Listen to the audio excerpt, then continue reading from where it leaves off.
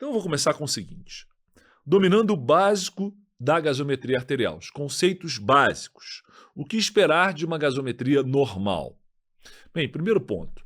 Quando a gente define a gasometria, se tem acidose, alcalose, etc., eu estou olhando para pH, bicarbonato e PCO2, PaCO2. Tá bom? O oxigênio é importante na gasometria? Muito, mas não para dizer se há acidose ou alcalose.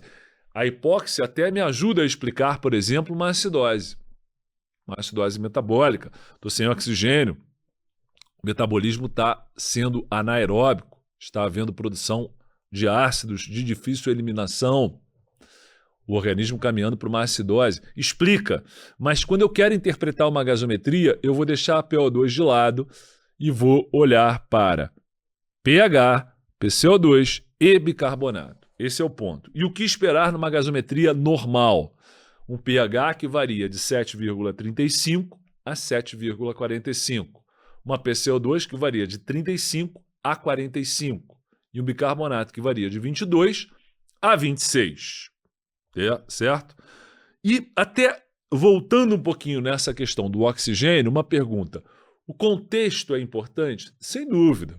Vai me ajudar nessa interpretação. Por exemplo, estou com um paciente com uma descompensação diabética. Já estou pensando na cetoacidose diabética, sem dúvida alguma.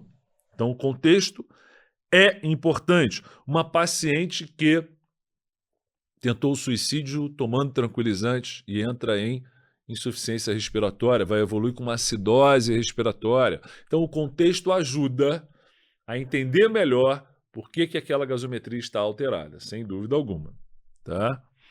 E aí, uma pergunta que parece despretensiosa, mas que tem o seu papel, que é o seguinte: qual é o pH ideal e por que este detalhe é tão importante? Pessoal, pH ideal é 7,40.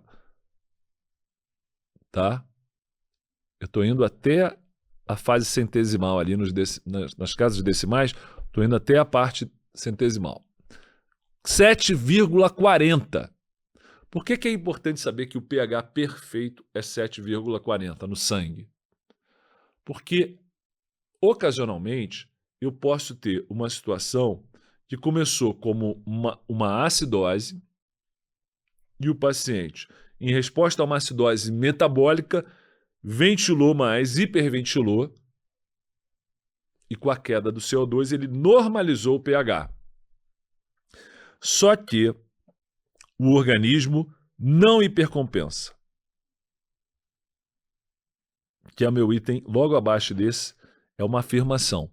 O organismo não hipercompensa. Então, eu não saio de um pH de 7,25 por acidose metabólica e com a hiperventilação ultrapasso 7,40.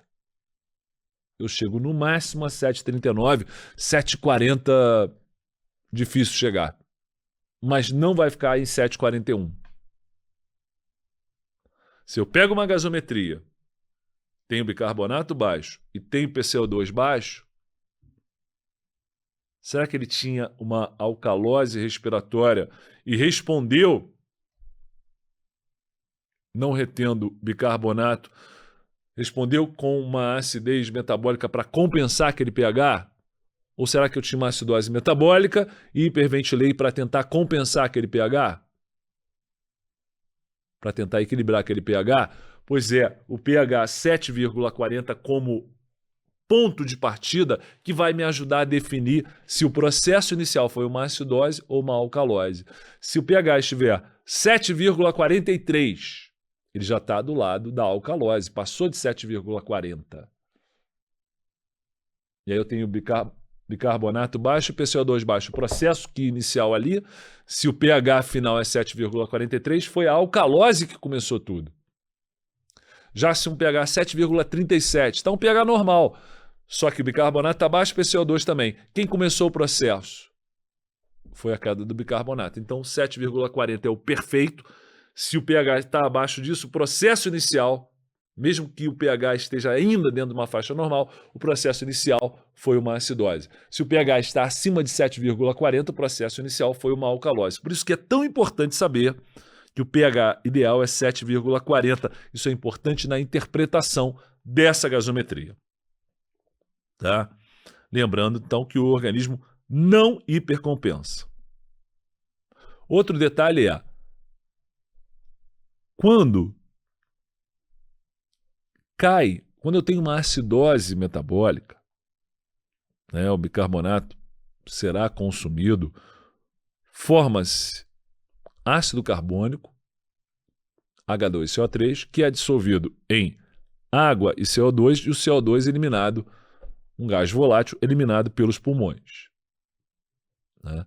Então, o organismo compensa a acidose, a queda do bicarbonato, com a eliminação do CO2. Uma acidose respiratória, por exemplo, uma insuficiência respiratória, leva a acúmulo de CO2.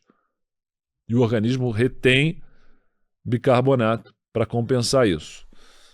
Bicarbonato sobe também para equilibrar o pH. Então, o que a gente está vendo nessas minhas palavras, ou está ouvindo, melhor dizendo, é que quando o bicarbonato cai, a PCO2 cai junto. Quando a PCO2 sobe, o bicarbonato sobe junto. Não importa quem variou primeiro, para cima ou para baixo. A verdade é que CO2, gás carbônico e bicarbonato caminham juntos. Ou para cima ou para baixo. Então, um macetinho para a gente. Se bicarbonato e CO2 caminham em direções contrárias, CO2 está subindo, bicarbonato caindo, o processo alterado, de alteração, ele é um processo misto. Bicarbonato caiu, acidose metabólica. PCO2 subiu, acidose respiratória. Então, nesse caso, onde eu tenho bicarbonato e PCO2 indo em direções contrárias, eu tenho um processo misto. Nesse caso, seria bicarbonato para baixo, PCO2 para cima, uma acidose mista. Ou seja, uma acidose metabólica somada a uma acidose respiratória. E o macetinho é PCO2 e bicarbonato devem caminhar juntos. Se estiverem caminhando em direções contrárias, eu tenho um processo misto. Muito bem.